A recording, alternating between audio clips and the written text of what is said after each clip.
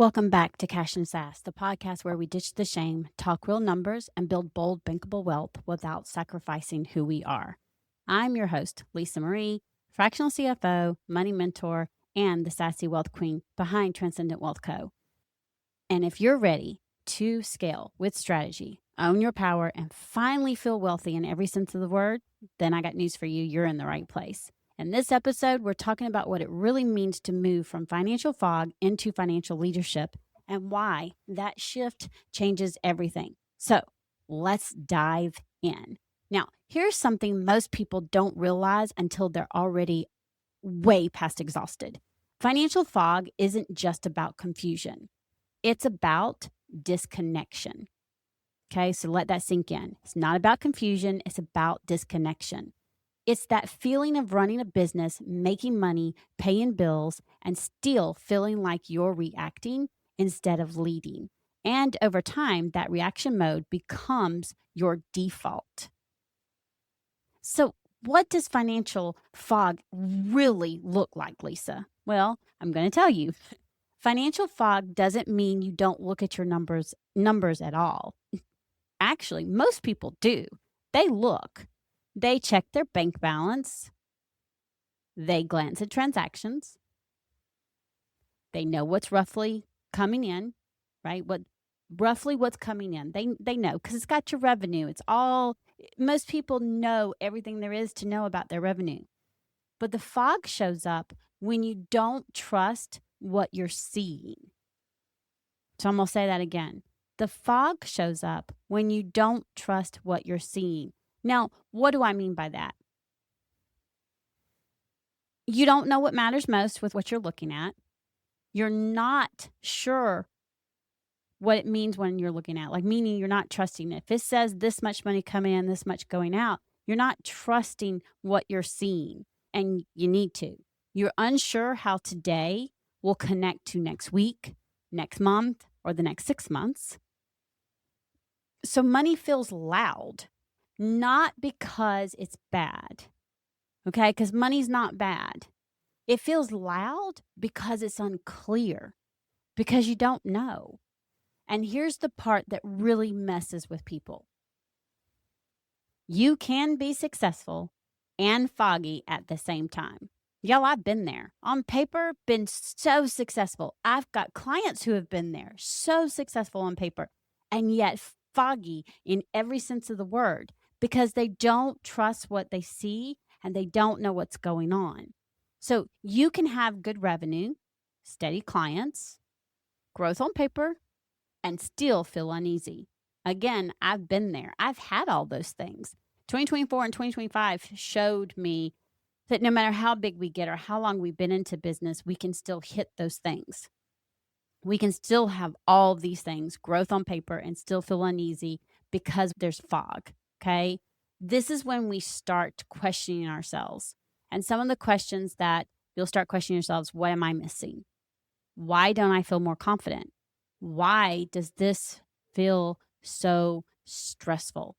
How many of you have asked yourselves that over the last year, over the last month, or I don't know, in the last couple of days? What I want you to realize, y'all, that's not failure. And so often we think it means that we're failing in some way. That's leadership without visibility. So it doesn't mean you're failing. It just means that's leadership without visibility. You don't have visibility on what's truly going on. So I want to clear something up. I want you to understand what financial leadership is not, okay? Because so often people think, oh, you're telling me I need to obsess over all these things and micromanage all these things. No, that is not what I'm saying, okay? So I want to make sure right here on this podcast, clear it up right now. Financial leadership is not obsessing over numbers, micromanaging every dollar, becoming rigid or restrictive.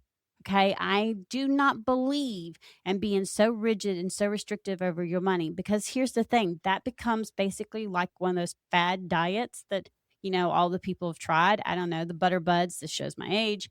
avoiding all sugar, avoiding all fat, whatever the thing is. And all that does is set you up for failure. So becoming rigid or restrictive, that's not leadership. Knowing everything all the time, that's not financial leadership. That version of leadership does nothing but burn people out, does nothing but burn creators, business owners, and entrepreneurs out. Okay. Same way when someone's on one of those fad diets, it does nothing but what? Burn them out. And that's why so many entrepreneurs avoid it. That's why so many creators and business owners avoid it. They don't want to turn into someone who's constantly stressed about money and still not knowing what's going on. So now, okay, Lisa, then what is financial leadership? I'm going to tell you.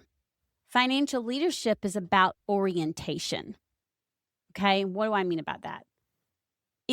What I mean is it's knowing where you are, knowing what matters right now in the moment. And newsflash, that could be different for you versus different for me. Okay, so again, it's knowing where you are, knowing what matters right now, knowing what's already decided, knowing what's actually available. So again, trusting what you're seeing. What are you seeing? Knowing what's available. So just because it's in the bank, does that mean that's actually available? Or has it been allocated to something? Leadership doesn't mean certainty. Okay? Because one thing I've learned about entrepreneurship, sometimes there's just not going to be a lot of certainty. Okay? So that's not what leadership means. It means context. When you have context, decisions stop feeling heavy. You're no longer guessing. You're referencing. And it sounds so much better, right? So here's the shift that separates fog from leadership. Are you ready? People in financial fog will ask, can I afford this? Financial leaders ask, what does this decision support? Those are two very different questions. One comes from fear, the other comes from intention. And until you shift the question, the stress doesn't go away, even if revenue increases. So I'm going to say that again because I think that's really, really important. Until you shift the question, the stress does not go away, even if revenue increases. Avoidance feels protective in the moment. But if you don't look, because basically if you don't look, you don't have to decide, right? If we avoid it, then we just don't have to look at it. We don't have to decide. We don't have to acknowledge it. We just don't have to do anything with it. Okay, and all that's going to do is cause stress. And if you don't decide, you can't mess it up.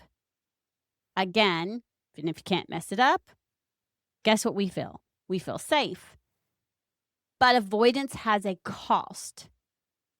Okay, because when you don't engage with your money intentionally, it still makes decisions for you.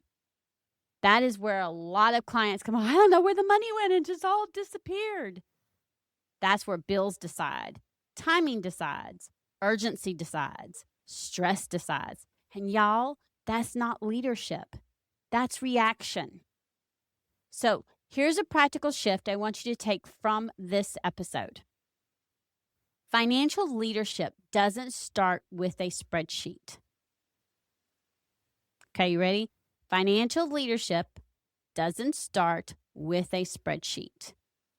It starts with one intentional check-in. Not everything, not all the numbers, not fixing it all, just this question. Are you ready for it? What does my money need from me right now? Not what you need from it. What it needs from you. Does it need some clarity, direction, a decision, attention? You asking that question immediately moves you out of fog and into leadership because you're shifting the way you're looking at the information. And the reason this works is because your nervous system doesn't need perfection. It needs participation. When you engage with your money intentionally instead of reactively, even if it's just briefly, your body stops bracing. It's not waiting for what's going to happen next. This is when that's why people, say they feel calmer after working with me even before their numbers change, because they're starting to feel calmer. They're not bracing themselves. They're starting to look at everything intentionally. And that's because leadership soothes the uncertainty. So when you lead your money instead of avoiding it, decisions get easier, confidence compounds, money stops living rent-free in your head, and hello, I don't know about y'all, but I need stuff to stop living rent-free in my head, okay? Wealth starts to feel intentional, not accidental. And that's the shift. And it's a beautiful shift, because then you're realizing, holy crap, I know what's going on. I can intentionally build. This all makes sense. Now, here's the key. This does not happen overnight. This is not overnight, but it is sustainable. This happens so it becomes sustainable, okay? And that's something I have to remember, even as a fractional CFO and a money mentor. The things that we're doing to grow our business, the things that we do to manage our money, it's not accidental. It's not overnight. We're building it for it to be sustainable, okay? So this is the same thing with your money, sustainable. All right. This episode isn't asking you to become perfect with your money. What I'm doing is I'm inviting you to stop standing on the sidelines, because wealth isn't built by knowing everything. It's built by you being willing to engage consistently, honestly, and intentionally. That's how it's going to start.